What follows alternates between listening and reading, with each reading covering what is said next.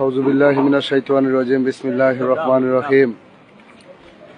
যে যেখান থেকে দেখছেন সকলের প্রতি আন্তরিক মুবারকবাদ ও সালাম। আসসালামু আলাইকুম ওয়া রাহমাতুল্লাহি ওয়া বারাকাতুহু।